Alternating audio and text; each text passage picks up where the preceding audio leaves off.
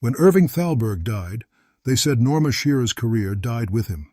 They were right, but they did not understand why. It was not because she lacked talent. She had won the Academy Award for Best Actress. She had received 6 nominations in total, a record at the time.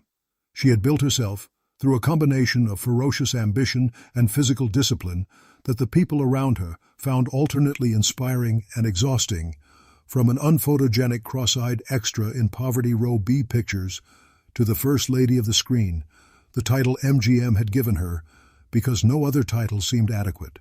She had done all of this while being told at every stage that she could not. D.W. Griffith had told her she would never make it. Her eyes were wrong. Florence Ziegfeld had looked at her and come to the same conclusion. Louis B. Mayer, the man who ran the studio she would eventually dominate, had so little regard for her that he would have dropped her contract in 1923 had a young production vice president named Irving Thalberg not intervened. She heard all of it. She went home and did her eye exercises in front of the mirror for hours, every day, for years, until the cast in her left eye that everyone said would end her career had been trained into near invisibility by sheer force of will. That is who Norma Shearer was, the woman who did her eye exercises until the problem disappeared. And then Irving Thalberg died.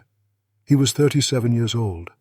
He died on a Sunday morning in September 1936 from pneumonia that had overtaken a heart that had been fragile since birth.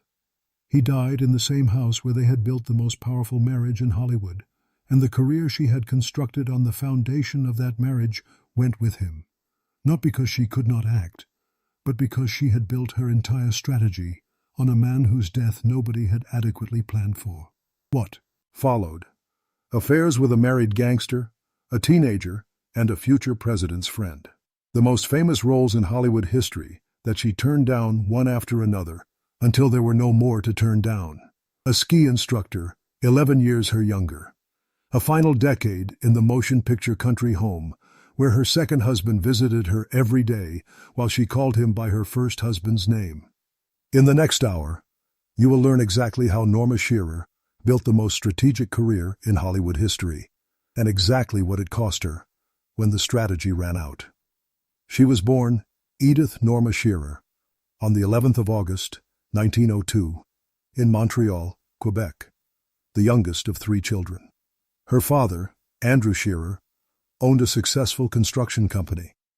Her mother, Edith Mary Fisher Shearer, was a woman of considered cultural ambitions who had given her daughter piano lessons from an early age and who appears, from every surviving account, to have been the more forceful personality in the household, the one who understood that ambition required a plan and that a plan required constant management. The childhood that Norma later described as a pleasant dream ended in 1918 when her father's construction company collapsed after the First World War. Andrew Shearer, who suffered from what the family described as manic depression and who moved like a shadow or a ghost around the house even during the good years, was broken by the failure. The family was forced to leave their comfortable home and move into a small, dreary house in what Norma later described as a modest Montreal suburb, the specific, particular descent of people who have been comfortable and are now not, who live in the daily awareness of the distance between what they had and what they have. Andrew Shearer never recovered. Edith Shearer made a decision. Within weeks of the financial collapse, she had left her husband and moved into a cheap boarding house with her 2 daughters, Norma and her older sister Athol.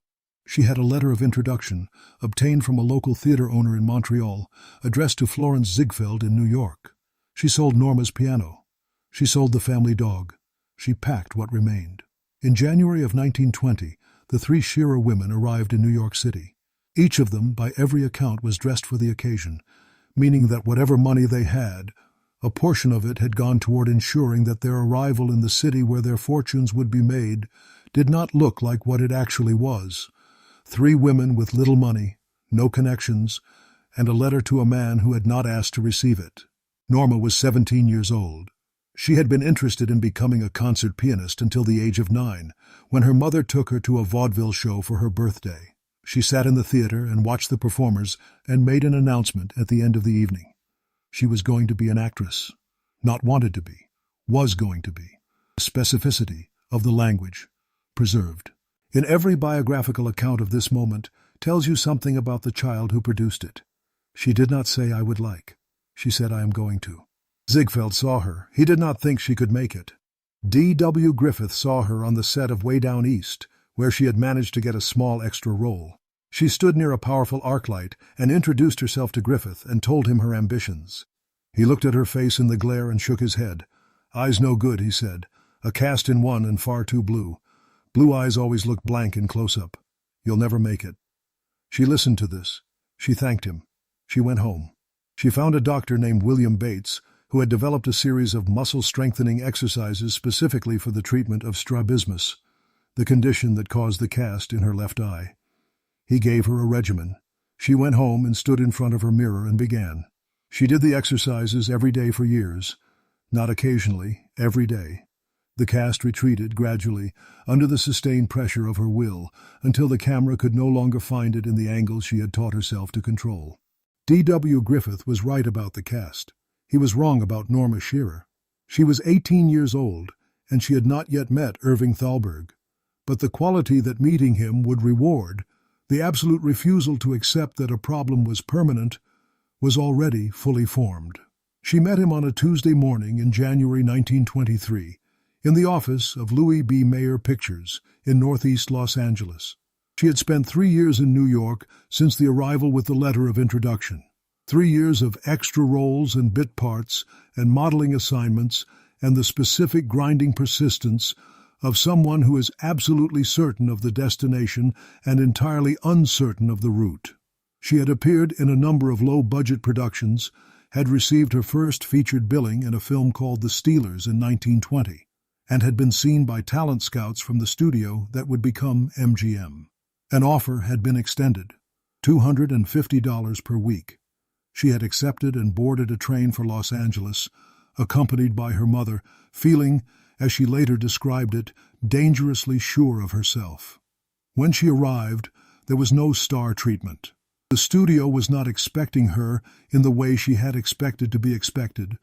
She was directed to the office of the vice president of production to discuss her contract and her initial assignments. She entered the office and found a young man sitting behind the desk. "Are you the office boy?" she asked. "No, Miss Shearer," he replied. "I'm Irving Thalberg, the man who sent for you." Irving Thalberg was 23 years old. He had been born in Brooklyn in 1899 with a congenital heart defect that his doctors had told his parents would likely kill him by the age of 25, 30 at the most.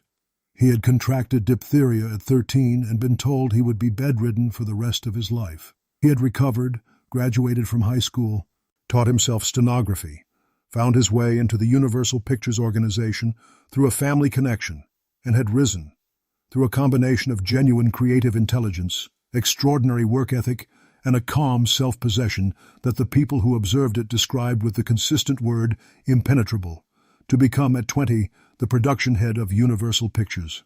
He was now 23, and running the same function at the studio that would become MGM. He was 5 feet 6 inches tall, slight, with dark eyes, and a pallor that came from the heart condition he lived with daily. He was, by the account of everyone who met him, immediately impressive in a way that had nothing to do with physical presence and everything to do with the quality of his attention. He listened to you as though what you were saying was the only thing that mattered. He made decisions with the calm of someone who had been told he might not live to see the consequences and had decided to make the decisions anyway. He looked at Norma Shearer across his desk and saw something. Her first screen test at the studio was a disaster. The lighting exposed every flaw. The cast in her eye, the features that looked under flat illumination, assembled rather than beautiful. She was found afterward trembling and frantic in the hallway by a sympathetic cameraman who looked at the test and decided she had simply been handled incorrectly. He arranged a second test with different lighting, different angles, the specific technical intelligence of someone who understood that the camera's relationship to a face was not fixed but negotiable. The second test was approved.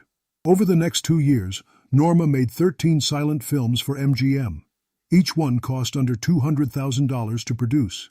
Each one without exception, was a substantial box office hit, often returning a profit of $200,000 or more. She was, by the mid-1920s, one of the studio's most consistently reliable commercial performers. Not the most glamorous, not the most celebrated, but the one whose films could be depended on to make money. She was also, by 1925, in love with Irving Thalberg. She told an old school friend in Montreal, visiting while Thalberg was pursuing their early courtship, that she was madly in love. When her friend asked how Thalberg felt, she said, "I hope to marry him." And then, with what her friend described as the flash of the assurance I remembered so well, "I believe I will." She believed correctly. On the 29th of September 1927, Norma Shearer and Irving Thalberg were married. She had converted to Judaism for the wedding. She wore a gown that had been designed specifically for her by the MGM costume department. She was 25 years old. He was 28 and had already outlived the age at which his doctors had predicted he would die. She walked into the most powerful marriage in Hollywood. Joan Crawford said it first, and said it the way as. Joan Crawford said most things, with the specific venom of a woman who felt genuinely wronged and was not going to pretend otherwise. How can I compete with Norma when she's sleeping with the boss? The line has been repeated in every account of Hollywood in the 1930s, because it contains an obvious truth delivered with the specificity that only genuine grievance produces. It was true. Norma Shearer was sleeping with the boss. The boss was giving her the best roles, the best directors, the best costumers, the best publicity. The other women on the lot, Crawford, Garbo, Jean Harlow, Myrna Loy, competed for what remained after Mrs. Thalberg had been served first. What the line does not capture, and what Crawford's particular fury made it easy to miss, is the other half of the equation. Norma Shearer had also built a career that would have deserved serious attention, regardless of who she was married to. In 1930, she appeared in The Divorcee, a film she had lobbied for personally against Thalberg's initial resistance by hiring a photographer to take a series of provocative images of herself designed to prove she could play the sexually liberated woman the script required. The film told the story of a wife who discovers her husband's infidelity, divorces him, and then pursues other men without apology or shame. The leading role had been turned down by Greta Garbo. It had been about to go to Joan Crawford when Norma intervened. She won the Academy Award for Best Actress. Crawford did not forgive this for the rest of her life. The films that followed through the early 1930s, the pre-Code years, before the Hays Code imposed its moral restrictions on Hollywood content, were the work of a performer who had found her specific register and was operating at full capacity within it. Let Us Be Gay, Strangers May Kiss, A Free Soul, Private Lives, Strange Interlude, each one featuring a woman of considerable sexual independence and considerable moral complexity, roles that had never been given to female performers in American cinema before, and that Norma Shearer, through her combination of talent and her husband's position, was uniquely positioned to inhabit. The film critic Mick LaSalle would eventually call her the exemplar of sophisticated modern womanhood, the first American film actress to make it chic and acceptable to be single and not a virgin on screen. This was not a small thing. This was a redefinition of what a woman in American cinema was permitted to be. And then came the battle over Marie Antoinette. William Randolph Hearst, whose relationship with MGM was organized entirely around the promotion of Marion Davies, wanted the Marie Antoinette role for Davies. He lobbied Thalberg. He brought the specific weight of the most powerful media empire in America to beat. For on a casting decision, Thalberg declined. The role went to Norma. Hearst pulled Cosmopolitan Pictures out of MGM entirely. Marion Davies went with him to Warner Brothers, where her career declined and eventually ended. Norma Shearer played Marie Antoinette in 1938, 2 years after her husband's death, in the most expensive production MGM had yet attempted. She received her 5th Academy Award nomination. Crawford, who had watched all of this from the position of the woman who was not sleeping with the boss and could therefore not be awarded the spoils, continued making her own films and nursing her grievance with the particular patience of a woman who had decided that the score would eventually be settled. The score was eventually settled. It was settled not by Crawford but by death, which is the only force that cannot be managed by charm or strategy or marriage to the right person. Irving Thalberg's heart had been a problem since birth. The doctors who had predicted his death by 25 had been wrong by more than a decade, but they had not been wrong about the nature of the condition. He lived with the knowledge, daily and from childhood, that his body was running on borrowed time. He had responded to this knowledge with a ferocity of work that the people around him found alarming even before you knew the reason for it. A man who genuinely believed he might not have tomorrow had a relationship to today that normal people could not replicate. He slept 5 hours a night. He worked the rest. He screened films constantly, read scripts constantly, attended meetings constantly, produced constantly. He had the specific productivity of someone who had been told, very early, that the clock was running. Norma, married to this man, had organized her domestic life around his needs in ways that she would only fully understand after his death. She had suppressed her own preference for physical activity, skiing, dancing, the energetic social life that her natural temperament preferred, because Thalberg's heart required a quiet household and a stable routine. She had attended the premieres and the film business functions that were professionally necessary and had otherwise created a home that was a respite from his exhausting career rather than an extension of it. They had 2 children together. Irving Grant Thalberg Jr. was born in August of 1930. Catherine was born in June of 1935. Thalberg was, by every account that survives from people who knew him as a father, devoted to them, bringing them to his office so he could spend more time with them, playing with them each morning before leaving for work, with the particular tenderness of a man who understood that the time available was finite and was not going to waste it. Norma, by the same accounts, was a loving but not particularly close mother. She was a workaholic, by her own admission, wrapped up in her husband and her career. The children were present and adored, but not the center of her daily attention in the way they were Thalberg's. In the summer of 1936, Thalberg traveled to Bad Nauheim in Germany to undergo heart treatment. He returned in August. He was exhausted. In September, he attended the premiere of Romeo and Juliet, the film he had produced for Norma at a cost of $2 million, in which she played Juliet at the age of 34, opposite the 43-year-old Leslie Howard as Romeo, a casting that the critics had noted with the particular gentle brutality of people who understood that the studio was doing what studios did, and that pointing out the obvious was still required. He attended the premiere. He came home. On the 14th of September 1936, Irving Thalberg died of pneumonia. He was 37 years old. He had exceeded his doctor's predictions by 12 years, and he had used those 12 years with a completeness that most people who live twice as long do not approach. Norma was 34 years old. She had 2 children. She had a career that was the most successful a woman had ever built in Hollywood, and she had just lost the man who was simultaneously her husband, her protector, her producer, her advocate, and the source of the power that had made every element of that career possible. She went into seclusion. She did not appear in public for 18 months. Before she emerged from seclusion, Norma Shearer fought MGM. Thalberg had worked his entire career at MGM on an arrangement that included a percentage of the profits from every film he produced. These percentages were significant. They represented, over the course of his career, a substantial sum that would continue to accumulate as the films he had produced continued to generate revenue. MGM, under Louis B. Mayer, decided after Thalberg's death that the percentage arrangements had died with him. Norma hired a lawyer. She sued. She went to Luella Parsons, the gossip columnist whose own career trajectory had been complicated, as we have discussed, by the death of Thomas Ince on Hearst's yacht, and gave her the story. Parsons printed it. The public pressure forced MGM to negotiate.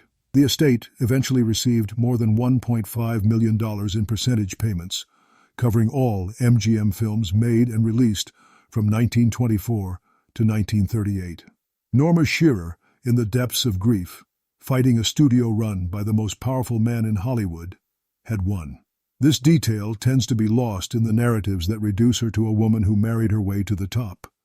The woman who married her way to the top also sued MGM after her husband's death and made them pay what they owed. These are not characteristics that coexist easily with the dismissive account. Her contract was renewed for 6 more films at $150,000 each. She emerged from seclusion. She went back to work. After 18 months in seclusion and a legal battle with the largest film studio in America, Norma Shearer did something that the Hollywood press found simultaneously scandalous and irresistible. She began to live. She went to parties. She danced. She skied. She wore clothes designed for a woman who intended to be noticed. She was 36 years old, the widow of Hollywood's most celebrated producer, a 6-time Academy Award nominee, the first lady of the screen, and she had been suppressing her natural temperament for 9 years in deference to a husband whose health required quiet, and she was done suppressing it. James Stewart was the first. He was 29 years old when Norma's name was linked with his in the press. Young, lanky, possessed of the aw-shucks Midwestern quality that would define his screen persona, and that was, in private, somewhat more sophisticated than the public image suggested. The relationship was brief. It was enough to establish that Norma Shearer, widowed, was not going to behave like a widow. Mickey Rooney was the second. He was, at the time of his involvement with Norma, a teenager. She was 36. The age gap was the inverse of the gap between Marion Davies and Hearst, and the press treated it with approximately the same combination of fascination and judgment. Rooney was the biggest box office star in America at the time, a fact that says something interesting about what box office success means and does not mean in terms of maturity or appropriate partnership. The relationship was brief. It was also, by Rooney's own later account, not something he was reluctant to discuss. George Raft was the third and the most serious. Raft was 40 years old when Norma met him at a dinner party hosted by the actor Charles Boyer. He was handsome in the dark, dangerous way that the gangster roles he had built his career on reflected rather than invented. He had mob connections that were not entirely fictional. He had grown up in Hell's Kitchen in New York, in the precise social environment that produces either criminals or performers, and he had managed to become both simultaneously in the specific Hollywood arrangement that found use for men whose menace was genuine. He was also married. He had been married to a woman named Grace Mulrooney since before his career had taken off. They had separated, but Grace had not granted him a divorce. The specific reason was financial. She wanted more than Raft was prepared to give. And the negotiation had stalled into a permanent separation that was neither marriage nor freedom. George Raft told the press he intended to marry Norma Shearer. Norma and Raft conducted what the accounts describe as a long romance. Genuinely serious, genuinely passionate. The kind of relationship that the people around them believed might actually result in marriage if the legal obstacle could be removed. Grace Mulrooney Raft declined to remove it. Norma ended the relationship. She had watched Millicent Hearst decline to divorce Hearst. She had watched the specific power that a wife who refuses to leave holds over everyone else in the arrangement. She understood what it meant to love a married man whose wife would not let him go. She walked away. She turned 40. She made The Women. The Women, directed by George Cukor and released in 1939, was the most unusual film MGM had made in years, an all-female cast drawn from a Broadway play by Claire Booth Luce about the social world of wealthy New York women navigating marriage, divorce, and the specifically female politics of a world in which men are discussed constantly but never appear. The cast was a summit meeting of MGM female talent: Norma Shearer, Joan Crawford, Rosalind Russell, Paulette Goddard, Joan Fontaine. The rivalries that existed off-screen between these women were real and documented, and the film's production had the specific atmosphere of a set where everyone involved understood that the stakes were not only professional. Crawford was particularly difficult. The animosity between Crawford and Shearer, which had been burning since the day Norma took the divorcee from her in 1930, found its full expression in the rehearsals and filming of The Women, in ways that Cukor managed with the diplomatic skill of a director who had spent his career working with volatile female talent. The film was a commercial success and is now considered one of the best films either woman ever made. By the time The Women was released, the post-Thalberg decline of Norma's career was already visible to the people who watched these things carefully. Without his hand selecting her projects, she was choosing badly. Or rather, she was choosing in the way that someone who has lost their primary creative partner chooses, by instinct rather than strategy, by feeling rather than calculation. Then came Gone with the Wind. David O. Selznick's production of Margaret Mitchell's novel was the most anticipated film in Hollywood history. The search for its female lead, Scarlett O'Hara, was a national event, covered by every newspaper in the country, debated by audiences who had read the novel and had specific and passionate opinions about who should play the role. Norma Shearer was offered the role of Scarlett O'Hara. She declined. Her explanation was characteristically direct. Scarlett O'Hara is going to be a thankless and difficult role. The part I'd like to play is Rhett Butler. The role went to Vivien Leigh. Gone with the Wind won 10 Academy Awards. Leigh won Best Actress. Then came Now Voyager, the story of a repressed woman who transforms herself through therapy and love and becomes, in the process, someone she had not previously known she could be. Norma turned it down. The role went to Bette Davis. Davis received an Academy Award nomination. Then came Mrs. Miniver, the story of an English woman sustaining her family through the Second World War, with a combination of courage and grace that the Academy found sufficient to award with Best Picture and Best Actress. Norma turned it down. Greer Garson won the Oscar. Then came Sunset Boulevard, Billy Wilder's film about a forgotten silent film star living in the ruins of her former greatness. Norma turned it down. The role went to Gloria Swanson. 4 of the defining roles of the 1940s, each one an Academy Award-winning performance, each one turned down by Norma Shearer for reasons that the surviving accounts do not fully explain, but that seem, in aggregate, to reflect a woman who had lost the ability to recognize what she needed. Without Thalberg to tell her which role was right, she could not find it herself. The faculty she had developed for execution, for doing what was needed once the decision was made, was fully intact. The faculty for deciding had died with him.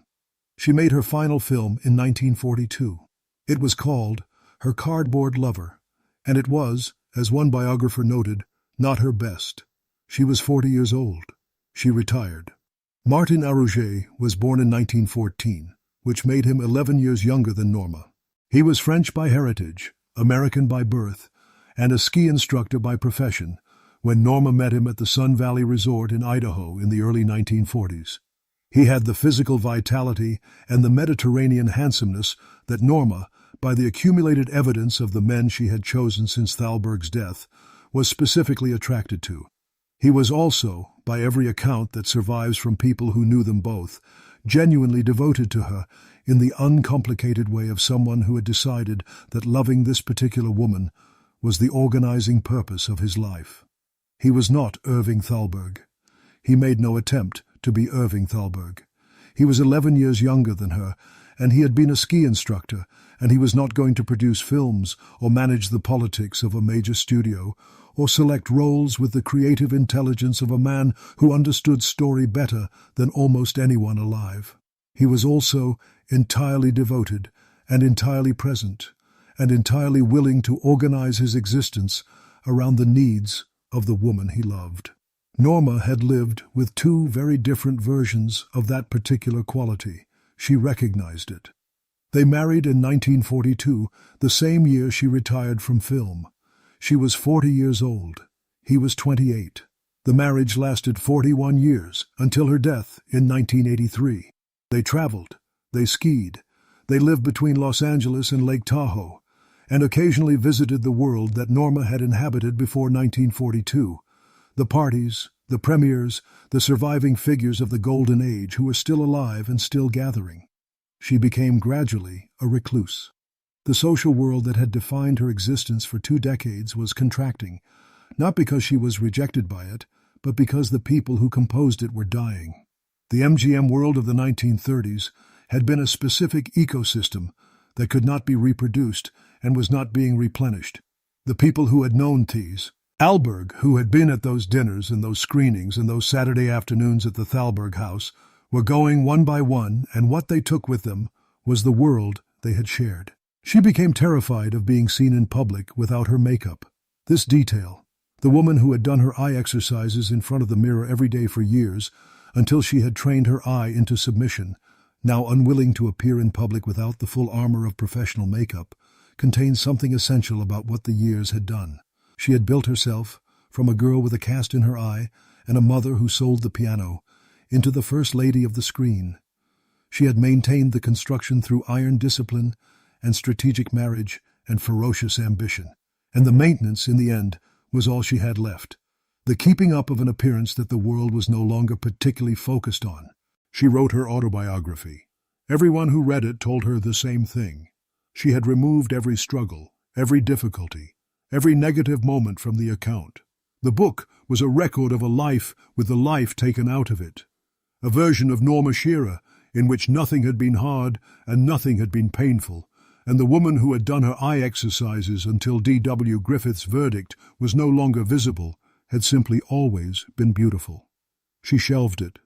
It was never published. In 1980, Norma Shearer moved into the Motion Picture Country Home in Woodland Hills, California.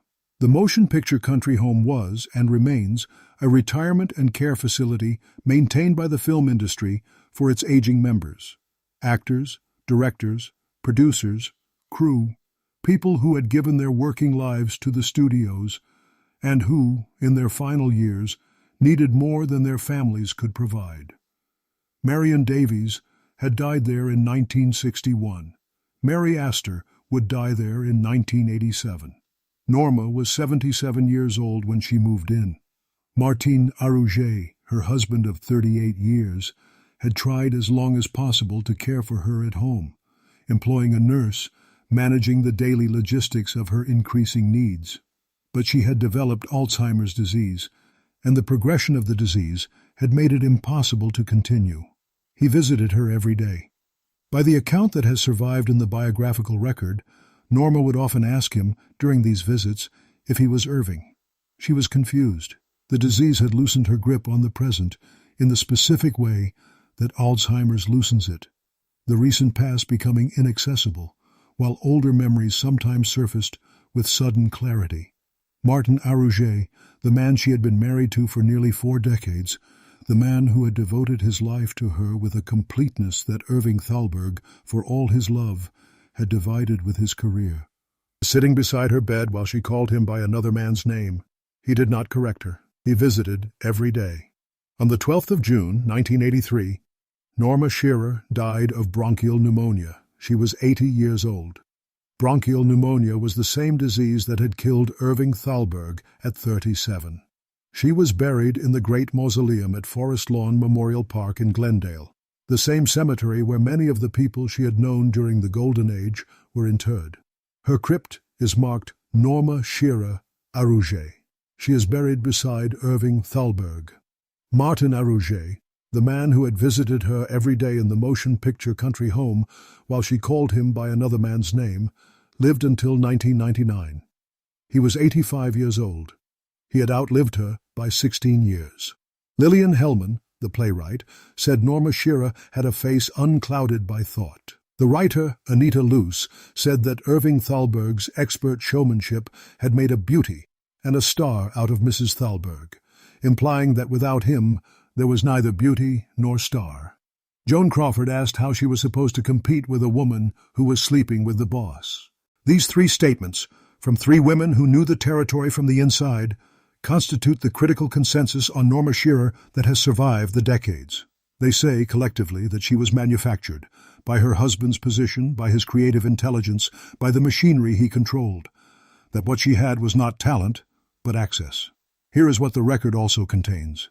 D.W. Griffith told her she would never make it. She did the eye exercises. Florence Ziegfeld told her she would never make it. She found a different path. Louis B. Mayer had so little regard for her, he would have dropped her contract without Thalberg's intervention. When Thalberg died, she sued Mayer's studio and won $1.5 million for her husband's estate. She was the first American film actress, by the assessment of film critics across multiple decades, to make it acceptable and even desirable for a woman on screen to be sexually experienced, divorced, independent, and not particularly sorry about any of it. She did this before the Hays Code made it impossible, and she did it with the precise creative intelligence of someone who understood that what she was playing was not just a character but a statement about what women were permitted to be. She turned down Gone with the Wind and Now Voyager and Mrs. Miniver and Sunset Boulevard. And nobody has ever satisfactorily explained why, which suggests that she could not satisfactorily explain it either. That the loss of Thalberg had taken with it the part of her that knew which risk was worth taking. She wrote an autobiography that removed every struggle from her life and then decided not to publish it, which is itself the action of someone who understood the difference between what had been hard and what she wanted to have been hard. She spent her final years calling her second husband by her first husband's name in a retirement home where Marion Davies and Mary Astor had also come to rest, in the specific community of women who had been at the center of everything and had survived into a world that no longer quite knew what to do with that. The cast in her left eye, which D.W. Griffith had said would end her career before it started, had been corrected by years of daily exercises in front of a mirror. She died in the same cemetery as the man who had told her it was impossible, who had walked away from the arc light and left her standing there, and who had been wrong. She had always been going to make it. She had said so when she was 9 years old at a vaudeville show on her birthday. The only thing she had not known was what it was going to cost. If Norma Shearer's story stayed with you, subscribe to Silk and Sorrow. These are the women whose real stories were always more complicated than the versions that survived them.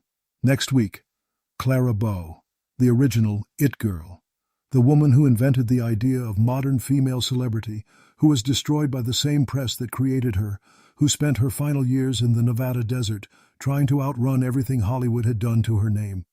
The story of what happened when the world decided that the woman they had made into a symbol was no longer useful to them. That story is next.